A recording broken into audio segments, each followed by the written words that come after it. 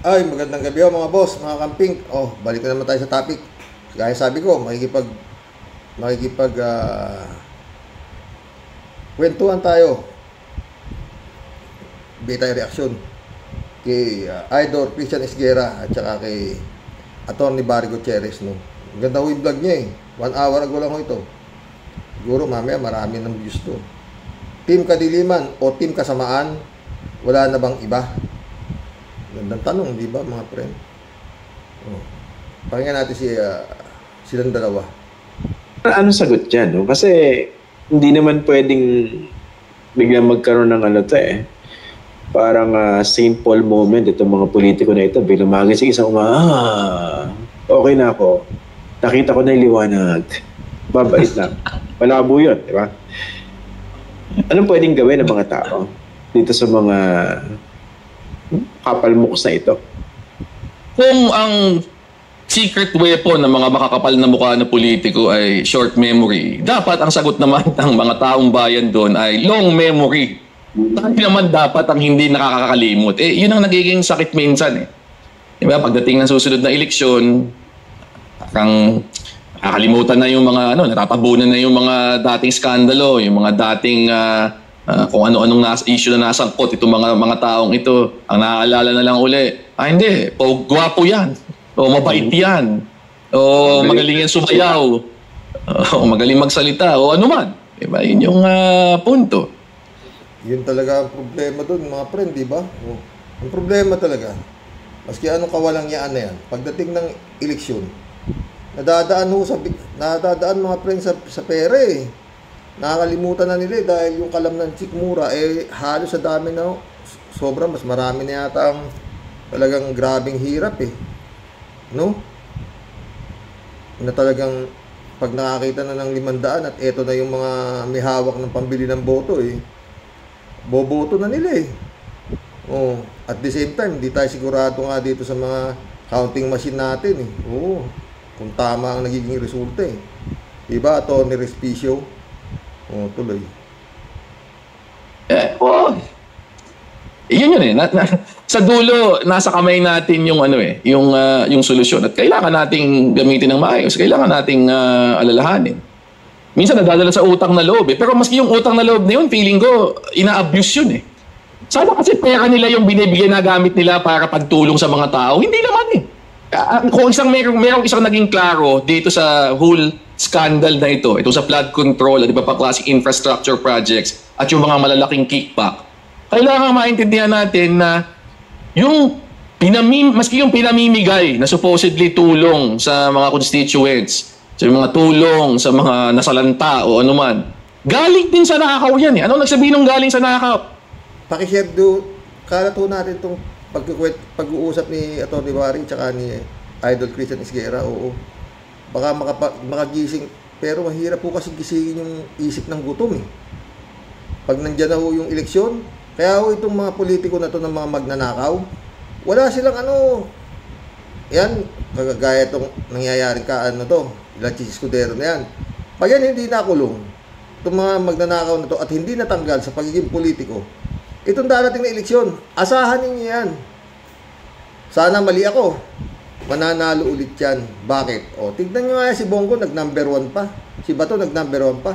Nag-number 3 pa. Alam naman ng mga tao na yung mga kandidato na yan, hindi naman para sa bayan kung hindi para kay Duterte. Di ba? Tuloy. Pera din nyo yan. Pera din dapat yan na napunta sa inyo. Ang nangyari lang, binulsa niya, at ngayon, bibigay sa inyo para kunyari, may utang na loob kayo dapat. Sa tingi lang yun, ha? Tingi lang yung binabalik. Eksakto! Tingi pa yun. Isipin niyo kung talagang napunta yon sa maayos na universal healthcare system o maayos na public education program. Di sana yung ilapit nyo para sa gamot. Hindi niyo kinailangan dahil automatic dapat nabayaran na yun. Libre na dapat yung pambayad sa doktor at sa gamot, yung stay sa ospital nung nagkasakit kayo.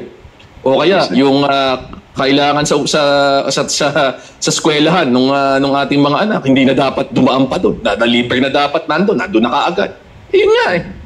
Binulsa na nga, kinaltasan, tapos babalik sa yung konti, parang ikaw pa dapat ang may utang na loob. Yun ang talagang sa akin kahit ng lukuhan. Ninakawan ka na, dapat ikaw pa yung Parang ganito, Attorney Barry, no? Imagine mo, isang ginang. Si Idol, Medyo naidlip, nakaupo sa may tindahan. Tapos dinukutan siya sa kanyang bag. Yung inipon niya 1,500, dinukot na magnanakaw. Tapos naalimpungatan si ginang. Pero ako, nasaan na pinag-ipunan ko yan? Ganyan. Biglang bumalik yung magnanakaw. Uy, nanay, ano pa nangyari sa inyo? Wala yung wallet ko. Kumaga na umiyak siya. Nay, ito po 100 para makauwi man lang kayo. Pamasahin niyo po. Ako, maraming salamat. Pagpalain ka ng Panginoong Diyos. Ganyan. Huwag niyo na pong pansinin yun. Talagang tumutulong lang po ako. Teka, selfie po muna tayo sandali. I feel blessed na to si popost nung tumulong na magnanakaw. Munti ako mapamura. Buti napigilan ko yung sarili ko. Napaka-simple na example, pero ganun tayo ginagago rito, mga walang yang ito. At yun dapat ang leksyon na nakuha natin dito sa lumabas, dito sa flood control scam na ito. Sa laki ng ninanakaw, sa dami ng sangkot dito, sa lawak nitong sistema ng corruption na ito, yan. Ganyan na nangyayari. Ay. Ito, may isang comment lang. Ito, bago tayo magtapos, sabi ni Kaya Gerber, hindi ko na maintindihan ng media bakit indulge pa nila si Sara Duterte. Ang sagot ko dyan kasi, it's a vice president talking. So, by virtue of the position and the stature, kahit debate... Kagaya na lang yung survey nito si Sara Duterte sa pagka-presidente. O yung trust rating niya. Mataas pa rin eh. Mahigit 50 pa yata eh. Sa survey sino yung klaseng tao nakakakuha pa ng ganyang klaseng porsyento sa survey? Maski sa pagkapangulo. Ano pa rin siya eh. Tignan mo yung mga nakikita ko mga survey na sino ang gusto niya maging pangulo sa darating na 2028? Sara Duterte pa eh. Ang kalaban niya, Leni Robredo. Yan na nga problema. Baka pagdating na eleksyon, puta, makakalat yan. Leni Robredo, Ontiveros, basta, marami sila eh. Pero, si Sara Duterte, 81%. Putang ina. Tulpo yata isa. Double yun. Sa pagtingin ng ilan, newsworthy po yun. Ang pagkukulang dito, yung indulgence at saka yung too much deference. Ano po ibig sabihin? Hindi po na itatanong yung mga dapat tanong doon sa presko na iyon. Diba? Nangingimi, nahihiya.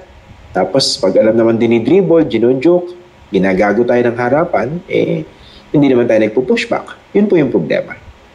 Yan. Kaya namamayag pag yung mga ganyan. Oo nga. Ako, ang daming obvious para sa akin na dapat naging follow-up questions dyan sa kanyang claim na yan Pinakasimple So, nasan po yung resulta nung ginawa ng investigasyon? Hindi ba po dapat ni-reduce yan in writing? Paano pong inabot ng 112 million yung gastos sa investigasyon? Papel lang naman po ang titingnan dyan. Hindi pa po ginawa na ng investigasyon ng COA yan at ng ombudsman? Ano po yung bago dun o iba dun sa investigasyon nyo? Diba? Yun yung mga simpleng dun Pero, well. Ang problema, mga friend, yung panahon ni Digong, halos lahat ng departamento, kurap COA, AMLAC, pati, yun nga, Supreme Court, siya pa nagpwesto, NBI, hawak din niya, lahat, halos talagang, wala makapalag. Kaya nga yung Parmali, di ba, na mayagpag, 625,000 kapital mo, nakakuha ng ganong klaseng proyekto ng gobyerno. Almost 12 billion. Tsaka bakit nyo lang po sinasagot yan? yun ako yung unang-una. Fresh discovery po ba yan? Tatanungin mo, Malang BP, anong date na po? Tawa si Atty. Barry. Actually, ganun din yung comment ko naman dun sa yung vlog, yung podcast ni BBM no? Masyadong curated Diba? Ako naman. Siyempre, yung mga ina-accommodate nila, yung pinapayagan nila mag-interview, hindi naman siguro siya, I'm not saying dapat barubali, dapat irespeto pa rin yung posisyon, diba? Pero, I won't even apologize for this comment. Pero malamya Kulang na kulang din yung mga tinatanong sa presidente. Kaya nga mga friend, yun ang problema no? Magnanakaw na sila, kailangan pa rin silang sawaging honorable. Ayun, buhay yan. Sa kanyang podcast Pero kasi ganoon talaga yung nature nung format na yon, diba? The President's Podcast. Alam ka namang barubaling ka ron Podcast mo yan, diba? Dito na naman sa Pax First, yung host, binabarubal ng Edu Pero ang daming kulang na tanong to diba? Doon sa mga nilabas sa episode si President Marcos, diba? Pero even sa format ng podcast na podcast muna, meron namang paraan na gawin namang mas malaman ng konti yung mga tanong Obviously, hindi ka naman tatanungin ng hindi mo alam yung sagot. Podcast mo nga Pero wag naman yung parang ang sobrang babaw na parang obvious na nagiging platform lang yung tanong para ma-deliver niya yung predetermined na soundbite niya o yung predetermined na sagot niya. Meron namang paraan na gagawin mong mas malaman yung usapan. Pero yun nga. Mas matrabaho lang yun. Ewan ko kung willing silang gawin yun. baka iba din naman yung audience na kanilang hinahunting dun Yung pag ganun, parang nagiging partner ka sa ganun, di ba? So, tingin ko naman kasi yun ang nagiging problema natin ngayon dahil nga sa proliferation ng social media. Ito na yung nagiging primary source ng madaming tao ng kanilang impormasyon, ng kanilang news. Ang isang hindi na-realize ng madaming tao, madaming mga nasa social media, hindi exactly, wag na kang biased Lahat naman may bias kahit pa paano, greater or lesser extent. Pero yung talaga, yung iba talagang lantaran kasi sinungaling ka na lang Oo. Lumalabas Parang dinuduraan ng kawalang hiyaan tsaka ng kasinungalingan no? Ano pa pala si Romel Orculio. Ito, ang nakalagay rito sa 2 days ago, ang babaeng ito ay balasubas. Walang ibang ginawa kundi mag-around the world, maglustay ng pera, malakas pa manira kay PBBM. Sara Dutae, PI ka. Ang pangit ng pagmumukha mo. Balasubas kawatan. Ito. Yan ang Vice President Itsura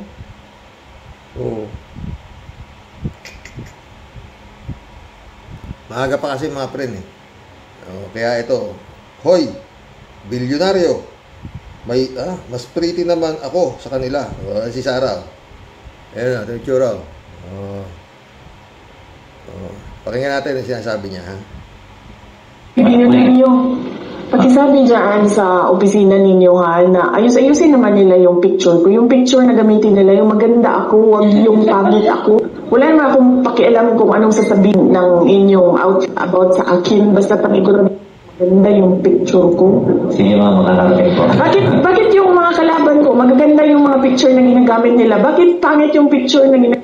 Sana yung mga tiga-Office of the Vice President. Padalhan nyo nga ito siya ng mga magagandang picture ko para yun ang gamitin nila. Please lang. Di ba, ma'am? Napansin mo yun, ma'am? Yung kalaban ko, maganda yung photo. Tapos ako, pangit yung photo. Ang katotohanan naman, mas maganda naman ako doon sa kalaban ko, ma'am. Uy, binigyan pati sabi dyan sa... Sira, Pati kailangan. Maganda yung kuha niya pa. Ayaw niya ng pangit ang ingaan sa talaga. Pagano na yata, mga boss. Karen Davila, mga pre, nagsalita na. Hindi na nakatiis si Karen Davila, nagsalita na. Siya na ang bait niya, gusto niyang tumabi. I think we need to hold our leaders accountable. He is the Speaker of the House. The budget emanates from the House. There are talks of ostentatiousness and extreme wealth, private planes, supposedly more than 10 houses in Forbes Park. I'm sorry I have to bring this up, but to defend the Speaker that he's a victim in all this, it's appalling to the Filipino people. At the end, he would not even explain the corruption in the budget that he allowed. The House passed it. Congressman, in the end, we are talking about the public being angry of the ostentatiousness and extreme wealth of Martin Romualdez, Zaldico. This is not the time of the wealth you and I have seen in past administrations. Galit na tayo ng kay GMA, kay ERA, etc. This is a whole other level of alleged corruption. Parang big. Grabe, no, mga pre. Sa totoo lang, mga pre, sobra talaga. Itong korupsyon na to. Pinakagrabe itong panahon nito ni PBBM. Oh. Grabe. Trilyon ang nanakaw, no? Ang problema nga, hindi mo naman pwedeng parang team kasamaan nga sa team kadiliman. Wala na bang iba? Sabi nung vlog ni Idol Christian Esguerra. Wala Pag, yun nga, rally, paano hindi ba kung hindi nga lang si Sara Duterte ang papalit dito kay PBBM, malamang matagal nang napatalsik ito sa pwesto. Oo. Kaso wala nga para bang yun nga, team kadiliman at saka team kasamaan. Saan ka pupunta hindi mo maintindihan. Lalo naman, tignan mo may itsura ng Sara Duterte. Papakalbo pa. Saan ka nakakita ng ganyang politiko, aber? Na politiko na babae na nagpapakalbo ganyan mga itsura. Mga mukhang sabog. Diba? Wala na talagang mga pre. Dasal. Yun na lang talaga pag-asa. Na yun nga, sana pag dumating ng hindi makatakbo itong Duterte. Matapos na ni PBBM itong mga to. Itong mga kampon ni Duterte. Alam naman na lahat Pero yun nga, sa dami ng pera, mananalo pa. Yung Bongo, saka si Bato, mananalo. Halos kanang kamay si Bongo, kaliwang kamay si Bato nung naku Diyos ko.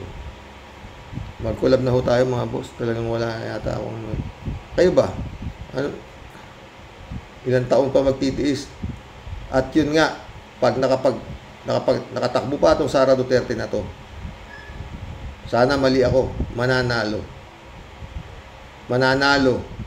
Pag hindi yan na-dispatcha ni PBBM, mananalo yan. By all means, sa dami ng pera niyan, mananalo yan. Mantakin mo, sa dami na dapat na kaso niyan. Ito, dagdag natin sa content. Party of Filipinos want ex-Philippine President Rodrigo Duterte to be put on trial for his alleged crimes against humanity. Meron na itong 99,000 views Pero 4 days ago na. Matagal ko na rin gusto i-topic ito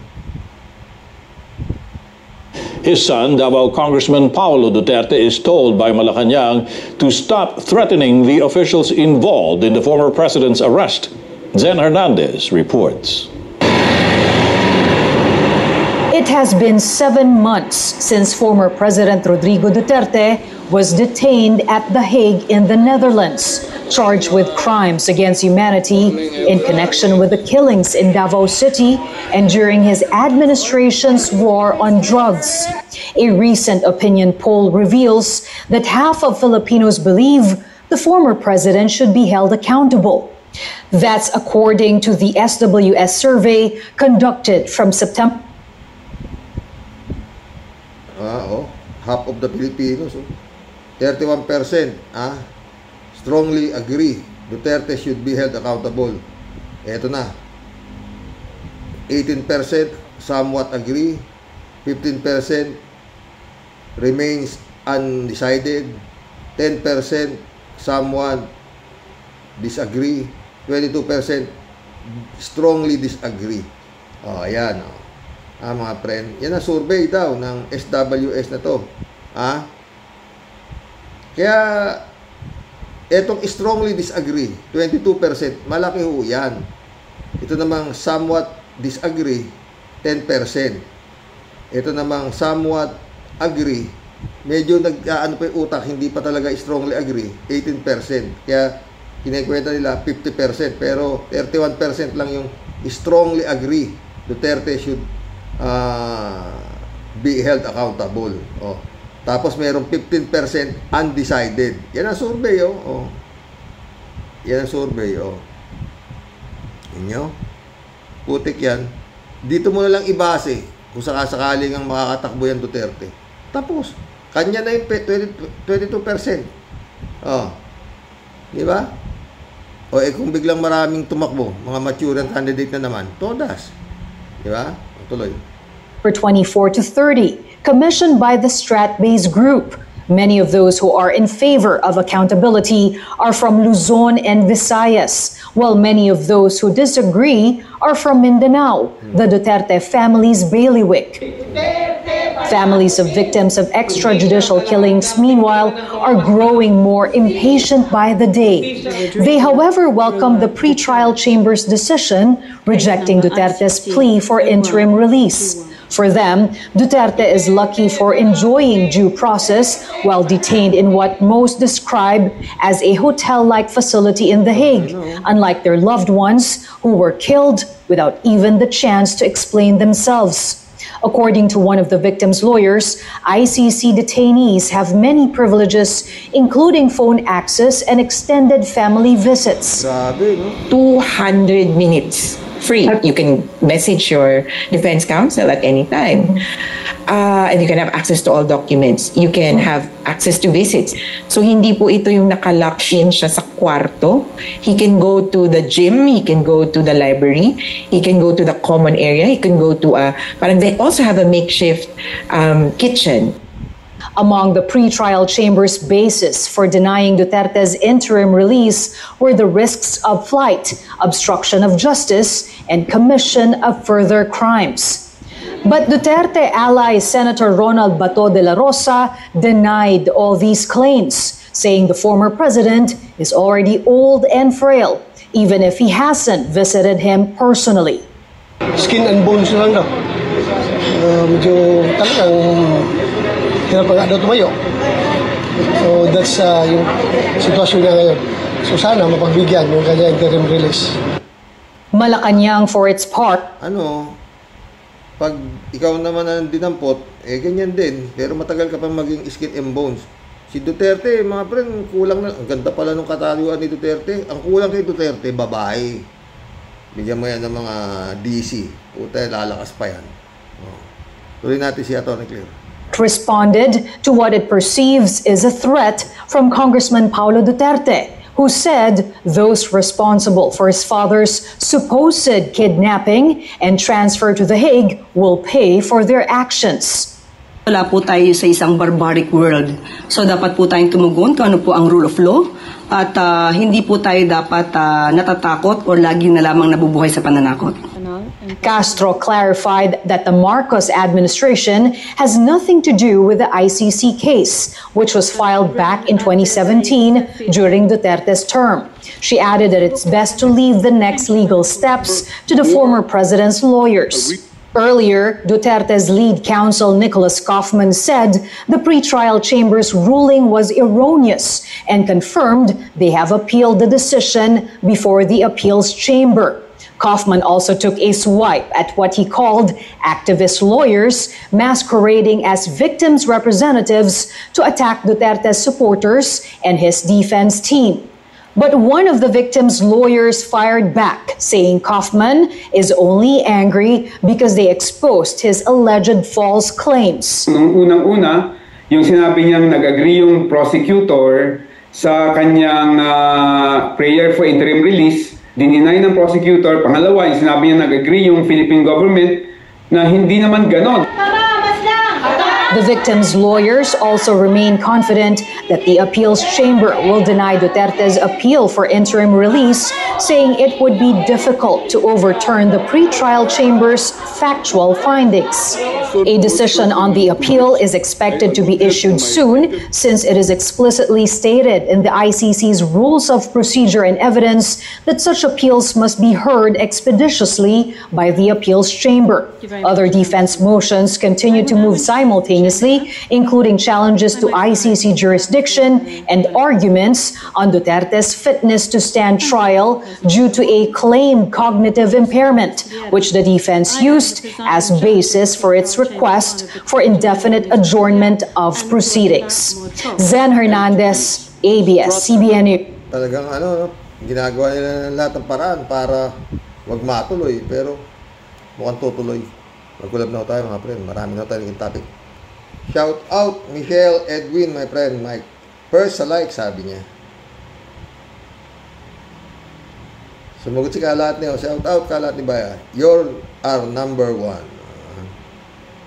Librado Ludovico, shout out. Good morning, Karox, and to all warriors watching from Edmonton, Alberta. God bless po. Stay safe and healthy. Hoy, Bonggago, Estego, manalangin ka muna at doon mo kausapin ang sarili mo. Kung makakuda ka, akala mo kung sino ka. Kung sino kang hindi magnanakaw, tarantado. Sabi nga ni Las Cañas, tagabili ka lang niya ng maruya, leche ka. Ay, nako.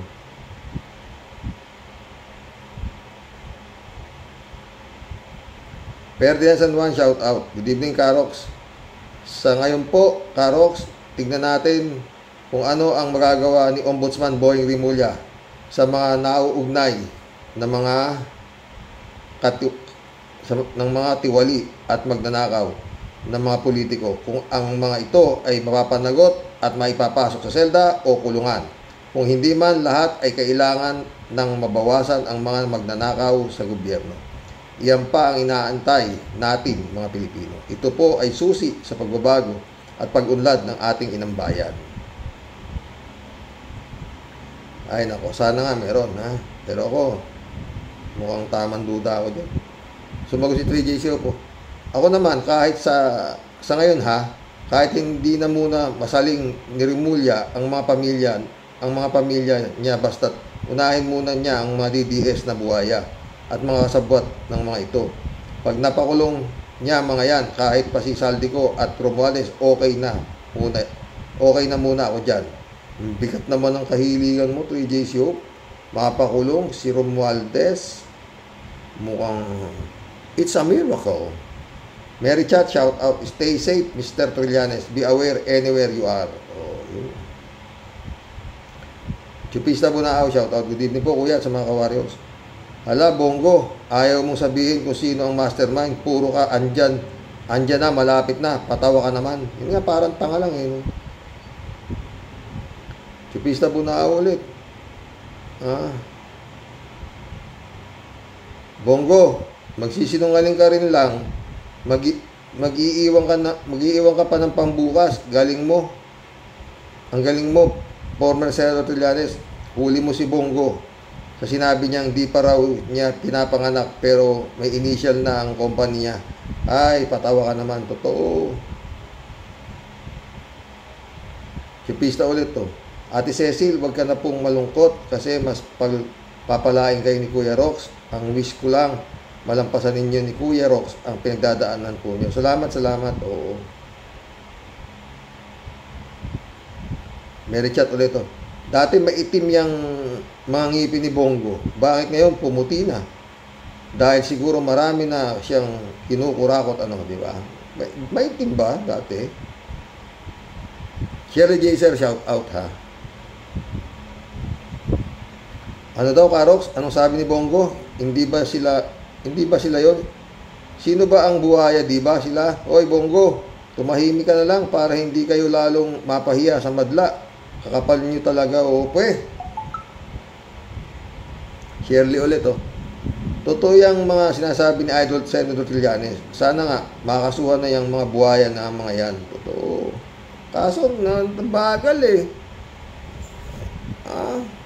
Yung sinampalang ng National Bureau of Investigation dyan kay Sara Dutay na grave threat eh. Mantakin mo, hanggang ngayon, wala pa kaya tang nangyayari. Hindi naman basta-basta nagsampa. NBI. No? Ano ba yan? Ramon Valencia ulit. Bossing, nakakatawa naman kung ganon. Mga tabogo na lang ang maniniwala dito kay Bong Ogag. Pag nasilip ang sali niya, baka ngangawa ito. Yun. Alam mo, tagal na. Puro pa-picture yata. Puro silito mabait, shout out. Puro pa-interview naman itong ating ombudsman. Sayang oras. Ang dami nyo dapat harapin eh. Ramon Valencia, bossing, baka sa pera nitong sarili mo, meron pa din si Gongdi ditong pinatago. Ay, oo Dahil uto ang taga-palit ng diaper ni Gongdi. Anino ito ni Gongdi? Maraming alam ito. Totoo yan, Ramon Valencia. Baka parang kibuloy din yan eh. Oo.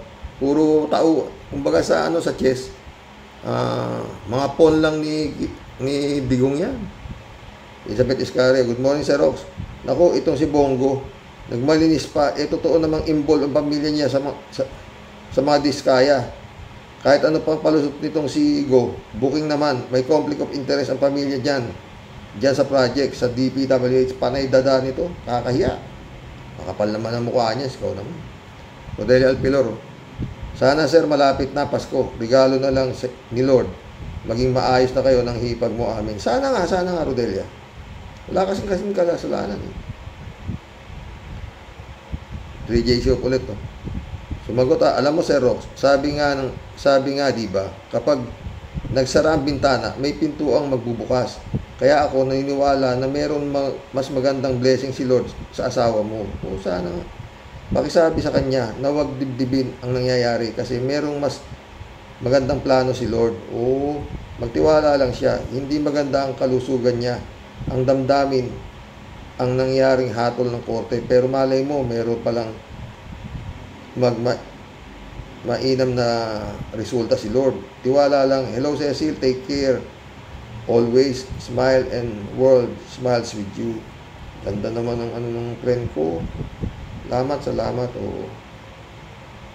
Binabasa ni Mama to, yung mga comments. Oo. Natutuwa siya, totoo. Ang bait kasi talaga nito. Sa totoo lang mga friend, oo. Napakabait.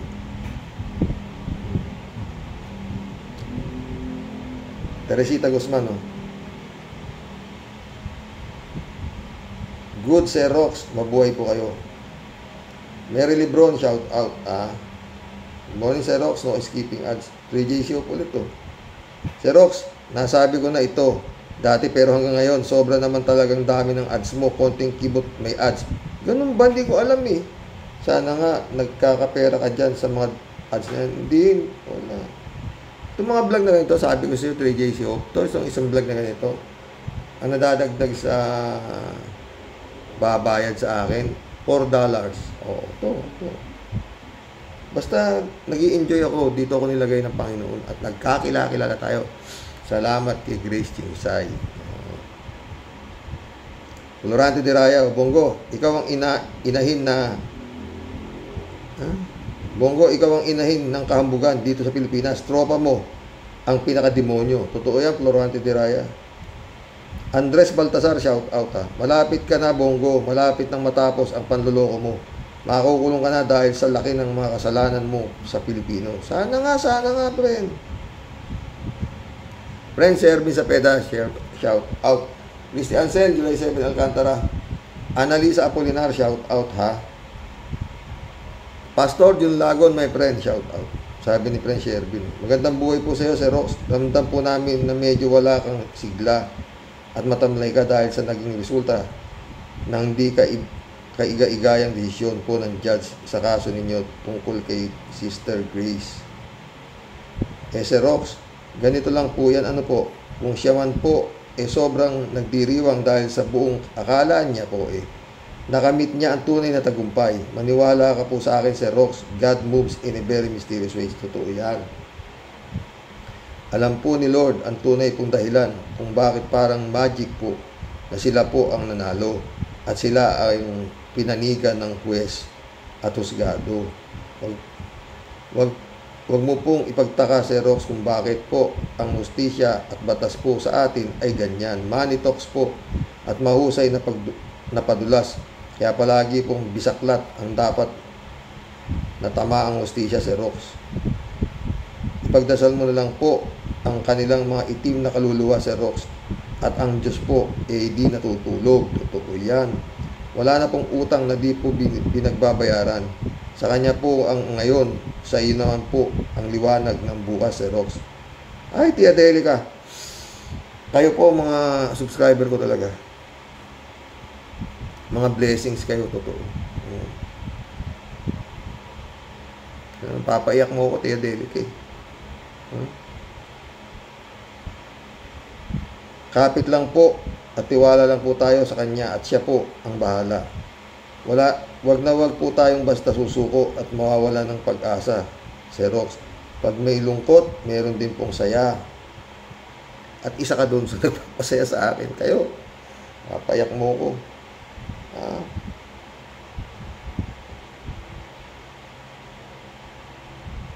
Araw niya po ngayon, bukas sa iyo naman po ang ngiti ng tagumpay. Nasa iyo po ang huling halakhak, Sir Rox. Kasi ikaw po ang nasa panig ng tama at matuwid. Laban lang po, si Lord na po ang bahala. Ay, nako, Tia Delica, oo. Alam mo, mahina ako sa mapapaiyak mo ko. Bernadette Herrera, shout out. Romeo Calusa, shout out, ha. Gandang gabi ka, Rox. Oy, Bongo, ikaw itong manloloko, animal ka. Mahal ang Pilipino. Mahal ang Pilipino, punyeta. Galit ito si Romeo Calusa, parating ganito. Mundo Cheng, shout out my friend, ha.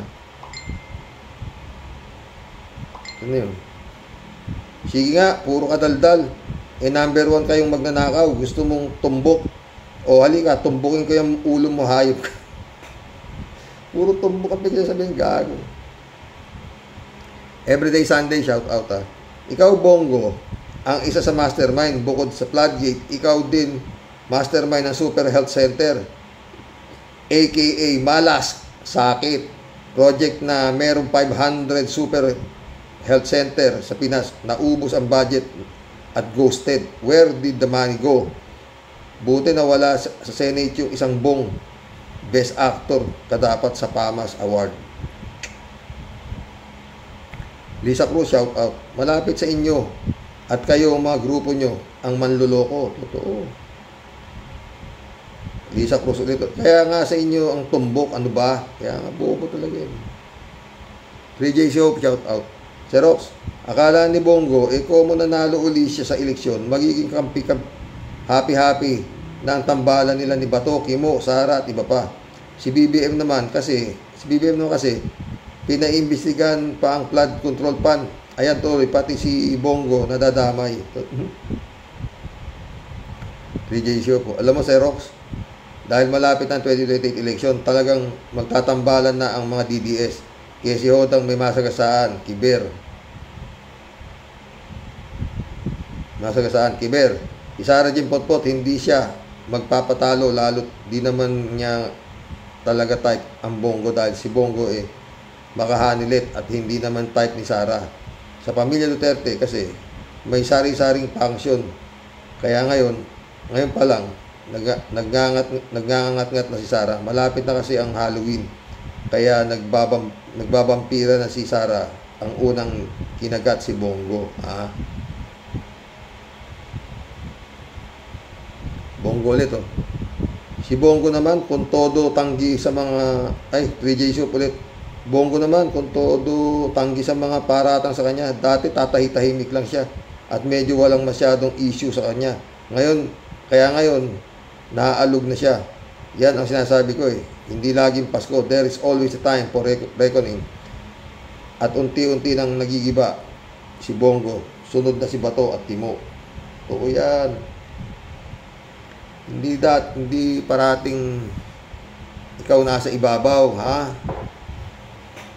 Marilo Pabianak, shout out, ha? Ang daming drama ni Bongo. The word delikadesa daw, puhunan niya sa pagpasok sa gobyerno. Ilabas katotohanan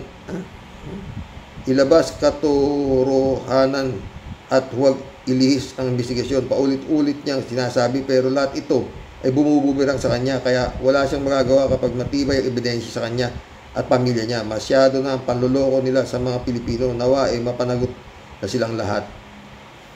Ay nako. Nawa nga, anak. 3JCO po. Pero, sabi ni Sarah Jing, siya lang daw ang lahat ng cabinet member ni BBM ay siya lang daw sa lahat ng cabinet member ng BBM nakapag-deliver. Tama naman siya dyan. Agree ako. Siya lang ang bukod tanging cabinet member na nakapag-deliver ng kahihiyan. No? Tanging nakapag-deliver ng kahihiyan sa buong bansa sa pamamagitan ng kanyang matabil na bibig at kanto girl na ugali, mal-edukado kung kumilos. Diba? Marilo Pabianak, shout out. Wag na po tayo mag-intindi at pati si Nanay Cecil magdududot lamang ng stress ito sa inyong pamilya. Hayaan po nating humalakhak sila ngayon, pero sa bandang huli kayo pa rin ang panalo kasi kakampi natin ang Panginoon. Totoo yan. Para sa nakakaiyak naman na anak na ito. Kayo ang tunay na panalo kasi hindi nabibili ang kapayapaan ng kalooban. Marami nga siyang salapi, pero may tinatapakan naman siya. May tinatapakan naman siya na sarili niyang dugo. Cast all your burdens to the Lord and He will carry all. Amen. So, baka mga comments to.